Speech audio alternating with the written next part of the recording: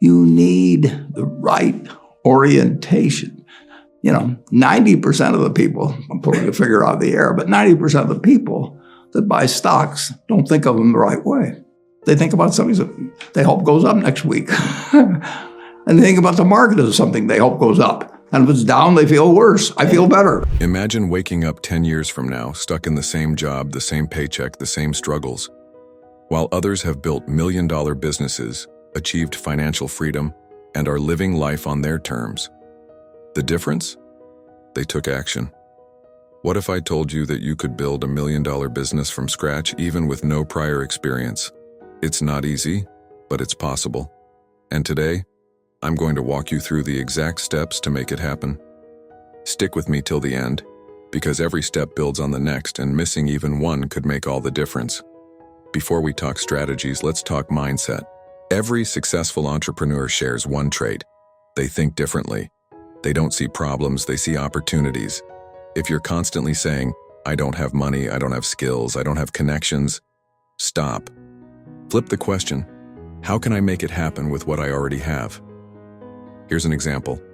Sarah started with $0, just a laptop and a skill in digital marketing. She began freelancing, reinvested her earnings, and built an agency. Today, she runs a 7-figure business. She didn't wait for the perfect time, she made the time perfect. And before you say, but I don't have any skills, if you've ever convinced a friend to watch a movie they didn't want to see, you've got marketing skills. If you've ever talked your way out of a late assignment, congrats, you've got negotiation skills. You just need to refine them. Now that you understand the mindset, let's talk execution. Here's how to build $1 million business, step by step. Find a profitable niche. Not all businesses make money. You need to identify an industry where people are already spending. High-demand markets like online education, health and wellness, and finance are gold mines if done right. Start lean. Forget massive startup costs. Service-based businesses, digital products, and content creation require almost zero upfront investment. Start small, test ideas, and reinvest your profits. Build an audience before a product. Want to know a secret? The easiest way to sell is to have people already waiting to buy from you. Whether it's YouTube, Instagram, or a niche blog, building an audience first ensures you never struggle for sales. Which business idea excites you the most? Drop a comment below. I read every single one. Now, making your first $10,000 is exciting, but the real magic happens when you scale. The key? Automation and reinvestment. Leverage systems and automation.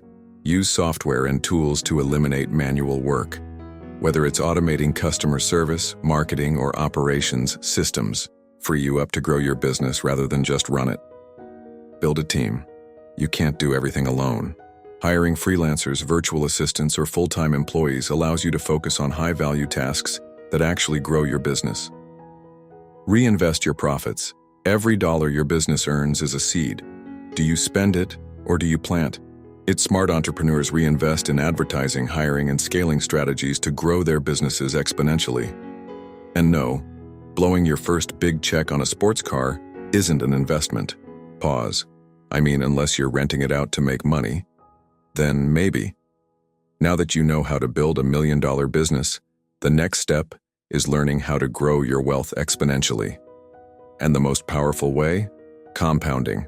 I've got a video that breaks down the power of compounding, how small financial moves today can turn into life-changing wealth tomorrow. Click on it now and I'll see you there. Today on the show, we're diving into the world of economic indicators. These are the numbers that tell us how the economy is doing, things like GDP, unemployment rates, and consumer confidence. But what do these indicators really mean? How are they calculated? And how should we interpret them? We'll break it all down for you, with the help of some experts, to make sense of the numbers that shape our world.